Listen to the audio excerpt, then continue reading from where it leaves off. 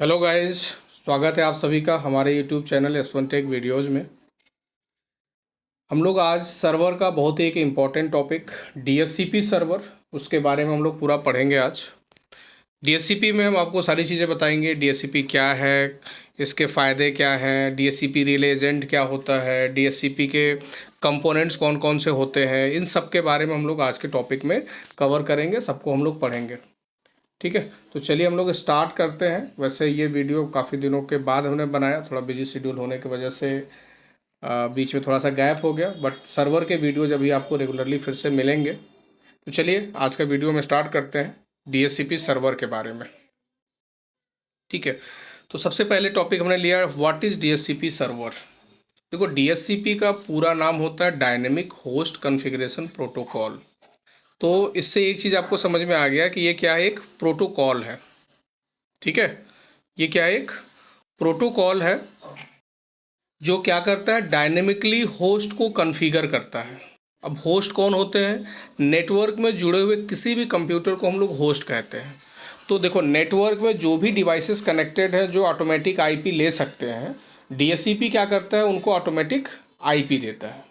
तो DHCP का simple भाषा में अगर आप एक लाइन में आंसर देना चाहो तो आप बोल सकते हो कि DHCP is the server which is use to assign automatically IP address to all network connected devices में भी your network printer, your mobile phone, your PC, laptop, everything.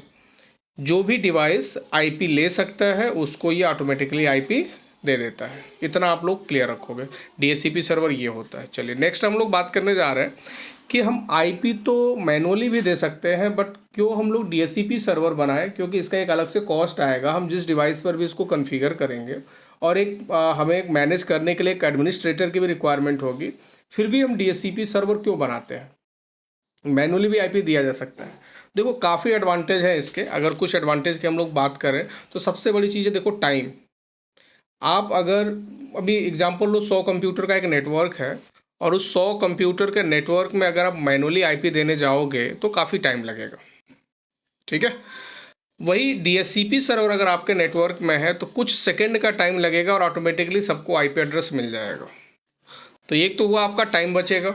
दूसरा, अगर आप लोग ये जानते हो कि नेटवर्क से हम लोग ऑपरेटिंग सिस्टम भी डाल सकते हैं। हमें अगर 100 कंप्यूटर में OS डालना है तो हमें एक एक कंप्यूटर में जा कर के, ठीक है, पेन ड्राइव या DVD लगाने की ज़रूरत नहीं है। एक सर्वर इसके लिए बनता है जिस सर्वर को हम लोग बोलते हैं WDS सर्वर, या एक MDT सर्वर भी बनता है।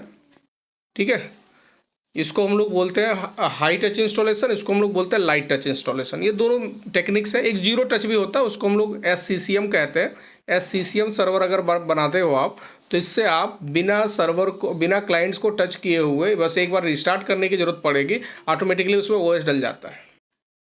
ठीक है, तो इनमें से आप कोई भी सर्वर अगर बनाना चाहते हो ना, तो इसकी एक रिक्वायरमेंट होती है। वो रिक्वायरमेंट है DHCP की। DHCP क्यों चाहिए होता है? जब आप किसी कंप्यूटर को नेटवर्क से बूट कराते हो, नेटवर्क से OS डालने के लिए आप बूट कराते हो, उस टाइम में उसको एक आईपी की ज़रूरत होती है। अगर उसको आईपी नहीं मिलेगा तो वो सर्वर से कनेक्ट नहीं होगा। तो जैसे हम बूट कराते हैं तो सबसे पहला काम ये होता है कि सर्वर उसको एक आईपी देता है। आईपी मिलते ही वो सर्वर से कनेक्ट हो जाता है और फिर उसके बाद वो जो भी डेटा सर्वर से ट्रांसफ़र होकर के क्लाइंट में इंस्टॉल होता है, वो आगे का प्रोसेस होता है। इसलिए DHCP ऐसा नहीं है कि सिर्फ हम लोग इंटरनेट चलाने के लिए या लैन में हम लोग काम करने के लिए यूज़ करते हैं। हम लोग DHCP OS डालने के लिए भी यूज़ करते हैं। जो हमारा बूट सर्वर जो भी होगा, चाहे वो WDS सर्वर हो चाहे MDT सर्वर हो, दोनों पर उसकी हमें ज़रूरत पड़ेगी। ठीक है, ये फ़ायदा हुआ। अभी हम लोग दो एडवांटेजेस की बात की, एक तो टाइम बचेगा, दूसरा हम इसको अगर कोई बूट करने वाला सर्वर बनाते हैं, OS डालने वाला सर्वर बनाते हैं, तो उसके साथ भी हम DHCP को यूज़ करेंगे। थर्ड, अगर हम फ़ायदे की बात करें तो देखो, अगर आप मैनुअली आईपी डालते हो तो आपको ये याद रखना पड़ता है कि हमने किस कंप्यूटर को क्या आईपी दिया हुआ है। ठीक है, कई बार ऐसा होता है कि आप अगर भूल जाते हो कि ये आईपी हम यूज कर चुके हैं और वही आईपी दूसरे कंप्यूटर को आप दे देते हो, तो आईपी कन्फ्लिक्ट होने लगता है। ठीक है, तो ऐसे केस में आप क्या करोगे? अगर DHCP सर्वर आपने बना रखा है तो ये क्या करता है, जिस जिस कंप्यूटर को आईपी देता है, ठीक है ना, उसका पूरा रिकॉर्ड अपने पास रख लेता है कि इस कंप्यूटर को जिसका मैक एड्रेस ये है, इसको हमने ये आईपी दिया हुआ है। जिससे कि वो गलती नहीं करेगा। हर कंप्यूटर को यूनिक आईपी देगा, और जब यूनिक आईपी मिलेगा तो आईपी कन्फ्लिक्ट नहीं होगा। ठीक है, ये एक फ़ायदा है।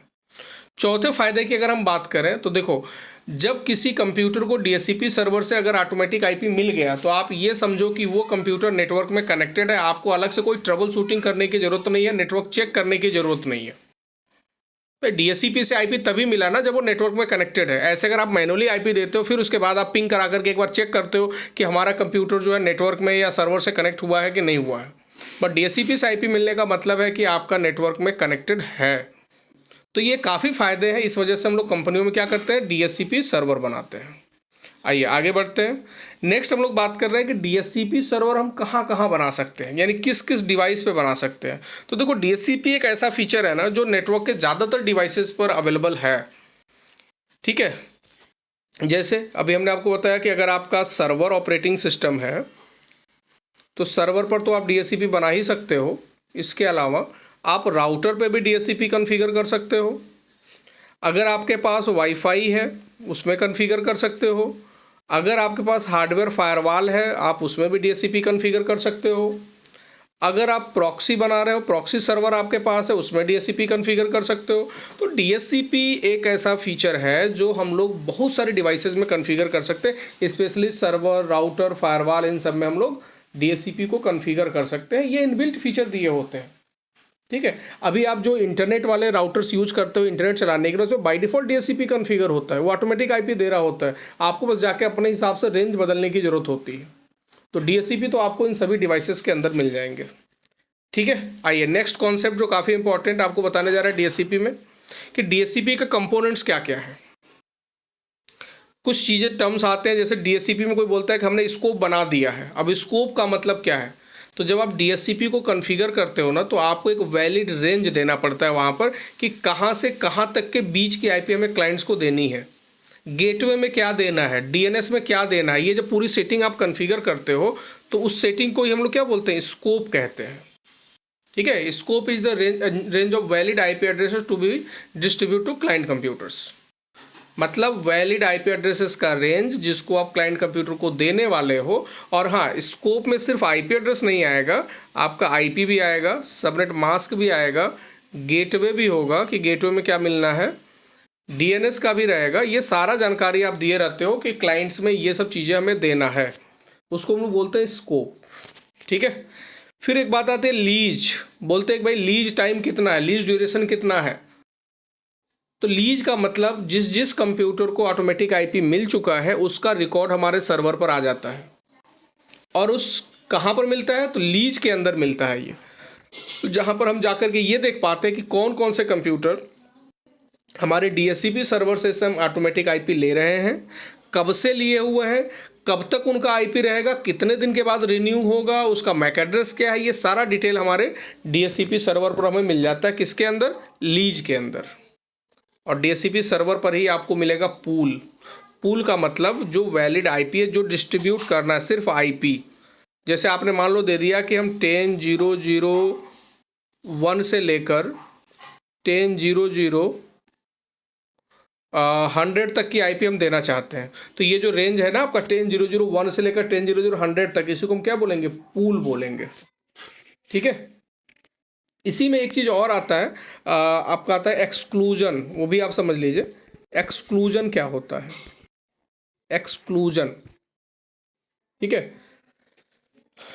तो एक्सक्लूजन, एक मिनट थोड़ा इसको इरेज कर दे। हाँ,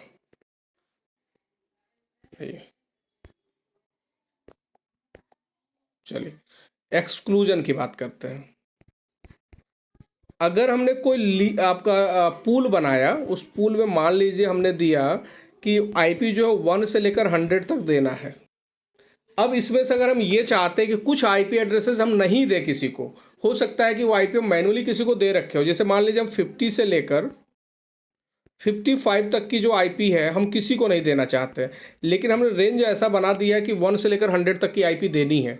तो हम लोग क्या करते हैं, एक्सक्लूजन में जाकर के 50 से 55 तक अगर हम ऐड करवा देते हैं तो डीएचसीपी सर्वर 50 से 55 तक की आईपी किसी को नहीं देगा, 1 से लेकर 49 तक और फिर 56 से लेकर के 100 तक की आईपी वो क्लाइंट्स को देगा। ठीक है, तो ये हम लोग एक्सक्लूजन भी ऐड कर सकते हैं। चलिए नेक्स्ट हम लोग अब बात करते हैं DHCP रिले एजेंट। काफ़ी इंपॉर्टेंट है, थोड़ा सा आपको ये नेटवर्किंग की तरफ ले चलना पड़ेगा हमें। देखिए, सोचिए अगर आपके पास एक नेटवर्क है, ये आपका राउटर लगा, इधर आपने एक स्विच लगाया, इस स्विच के साथ आपके कुछ कंप्यूटर्स कनेक्टेड हैं, समझिएगा इस चीज़ को। आपने ऑटोमेटिक आईपी देने के लिए एक सर्वर लगाया अपने नेटवर्क में, और ये राउटर जो है दो नेटवर्क को कनेक्ट किया हुआ है। आपको पता है कि राउटर कम से कम दो नेटवर्क को कनेक्ट करने के लिए ही लगाया जाता है। ये एक अलग नेटवर्क है, ये एक अलग नेटवर्क है। आईपी का रेंज भी अलग अलग हो सकता है, बिल्कुल होगा, जब दो नेटवर्क है तो आईपी अलग ही रहेगा। हमने यहाँ पर एक सर्वर बना रखा है DHCP। अगर हम आपसे क्वेश्चन ये पूछे कि बताइए इस DHCP सर्वर से हम इन सबको तो आईपी दे ही सकते हैं क्योंकि हमारे नेटवर्क में कनेक्टेड है, क्या हम इनको भी आईपी दे सकते हैं? तो नॉर्मली इसका आंसर एस नहीं हो सकता, नो होगा। नो इसलिए होगा क्योंकि ये जो राउटर है ना, ये ब्रॉडकास्ट को पास नहीं करता है, और DHCP से आईपी लेने के लिए पहले एक डिस्कवर मैसेज भेजना पड़ता है क्लाइंट को। क्लाइंट एक डिस्कवर मैसेज भेजता है जो कि एक तरीके का ब्रॉडकास्ट मैसेज होता है, जो कोई भी DHCP सर्वर नेटवर्क में मिलता है तो उसको रिप्लाई देता है। तो डिस्कवर मैसेज इस क्लाइंट से, मान लो इस क्लाइंट को अभी आईपी चाहिए, ये डिस्कवर मैसेज भेजा, ये मैसेज हमारे राउटर तक जाएगा, राउटर उस मैसेज को आगे पास ही नहीं करेगा, और जब राउटर आगे पास नहीं करेगा तो सर्वर तक इन्फॉर्मेशन जाएगा नहीं, और जब सर्वर तक इन्फॉर्मेशन नहीं जाएगा तो फिर सर्वर आईपी नहीं देगा। ठीक है, उस केस में हम लोग क्या करते हैं, अगर हम अपने इस राउटर को क्या बना दें, अपने इस सर्वर का एजेंट बना दें। हम ये बोलें कि भाई देखो, अगर कोई डिस्कवर मैसेज भेजता है तो क्या करना, उस मैसेज को ले लेना, लेकर के हमारे पास पास कर देना। ठीक है, हाँ, तुम देखो डायरेक्ट हम नहीं देंगे आईपी, तुम एक एजेंट का काम करो, तुम उधर से रिक्वेस्ट को लो, हमसे आईपी मांगो और तुम आगे पास कर दो। हम डायरेक्ट नहीं लेन देन करेंगे, तुम्हारे थ्रू करेंगे, ऐसा हम चाहते हैं। सिंपली आप समझिए, अगर हम DHCP सर्वर किसी एक नेटवर्क में बना रखे हैं और हम चाहते हैं कि राउटर से कनेक्टेड दूसरा एक नेटवर्क है उसको भी हम ऑटोमेटिक आईपी दें, तो हम अपने राउटर को क्या बना सकते हैं, DHCP रिले एजेंट बना सकते हैं। और अगर DHCP रिले एजेंट बना सकते हैं तो हम एक नेटवर्क में कनेक्टेड सर्वर से दूसरे नेटवर्क के कंप्यूटर्स को भी आईपी दे सकते हैं। ठीक है, देखो ये जितना थ्योरी आपको पढ़ाया, इसका प्रैक्टिकल का भी वीडियो बनाएंगे, और आपको इसका प्रैक्टिकल का भी वीडियो जो हम देंगे कि DHCP सर्वर कैसे कॉन्फ़िगर करते हैं, स्कोप कैसे कॉन्फ़िगर करते हैं, रिले एजेंट कैसे बनाते हैं। ठीक है, अभी आपको अब रेगुलर वीडियोज मिलेंगे। ठीक है, तो अभी आज का जो सेशन था DHCP के बारे में, जो हम लोगों ने फिनिश कर लिया। ठीक है, अगर आप लोगों को ये वीडियो अच्छा लगा हो तो आप लोग लाइक करिएगा, अपने फ्रेंड्स को शेयर करिए, जिससे ज़्यादा से ज़्यादा लोग इसकी जानकारी ले पाएँ, और अगर आप इस चैनल पर नए हैं तो प्लीज़ इसको सब्सक्राइब कर लीजिएगा। चलिए मिलते हैं नए वीडियो में, तब तक के लिए धन्यवाद।